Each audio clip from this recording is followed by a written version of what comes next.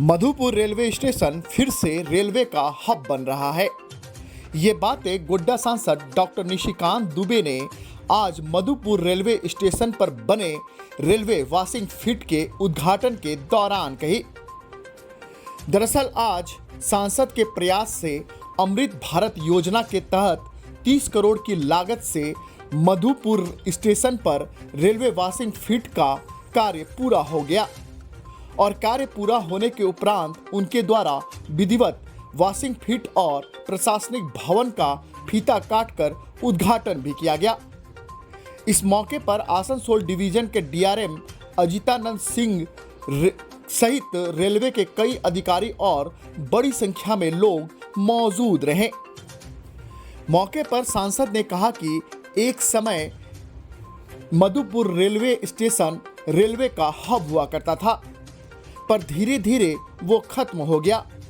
अब उनके द्वारा मधुपुर को फिर से रेलवे का हब बनाने का प्रयास किया जा रहा है और इस वॉशिंग फिट के शुरू होने से और भी कई गाड़ियों का मधुपुर और जसीडीह से परिचालन का रास्ता साफ हो गया है और आने वाले समय में मधुपुर में लॉन्ड्री और क्रेन की फैसिलिटी भी चालू हो जाएगी और ये स्टेशन इस डिवीजन का एक रेलवे हब बन जाएगा।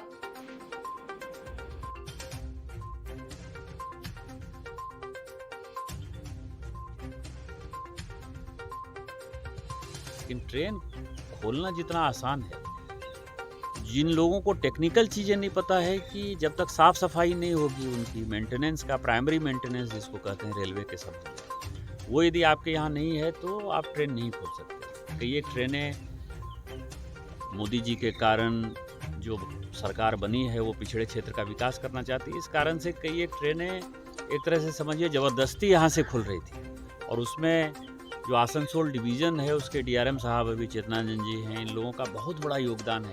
योगदान ये है कि ट्रेन हो गया, हमने इनसे बात की, इन्होंने कहा कि नहीं किसी तरह से कर लेंगे, क्योंकि डीआरएम की एक बड़ी भूमिका होती है। तो पिछले 2 साल में आपने देखा होगा कि ज़रूरत से ज़्यादा यहाँ से ट्रेनें खुली, उसमें डीआरएम साहब का बड़ा रोल रहा।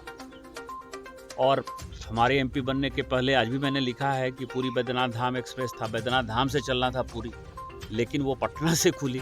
पटना से इसीलिए खुली कि यहाँ मेंटेनेंस का कोई साधन ही नहीं था और अब पटना पूरी एक्सप्रेस हो गया। बैद्यनाथ धाम आप समझिए जाती भी नहीं है, अब जसीडीह ही क्रॉस करती है। तो इन सभी को देखते हुए पिछले 4-5 साल से लगातार जो हम प्रयास कर रहे थे, उस प्रयास में जब आसनसोल डिवीज़न में अच्छे अफसर आ गए, डीआरएम साहब, अब इनका भी 2 साल पूरा होने वाला है, लेकिन इनके रहते रहते एक बड़ा काम हो गया कि ये वॉशिंग पिट हो गया। ये वॉशिंग पिट में टोटल 30 करोड़ रुपया खर्चा हुआ है।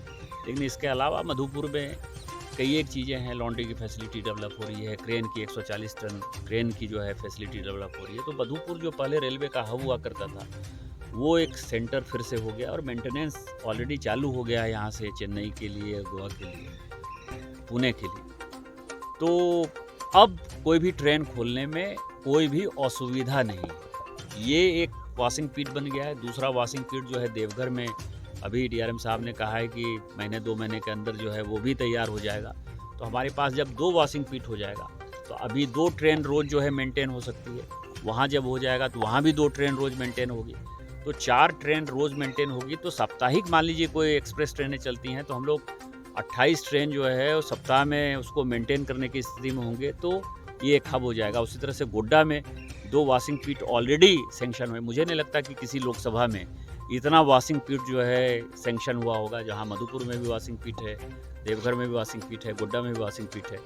और यहाँ एक और जो ड्राइंग बनवाया है डीआरएम साहब ने, एक और वॉशिंग पिट जो है कभी भविष्य में यदि उसकी आवश्यकता होगी, रेलवे के पास अब पैसे की कमी नहीं है, वो चालू हो जाएगी। तो मुझे लगता है कि आम जनता के लिए जो ट्रेन है उसके लिए सबसे बड़ी सौगात है और विकसित भारत का माहौल भी चल रहा है, वो कार्यक्रम भी चल रहा है 11 साल बेमिसाल का, उसमें एक बड़ी उपलब्धि।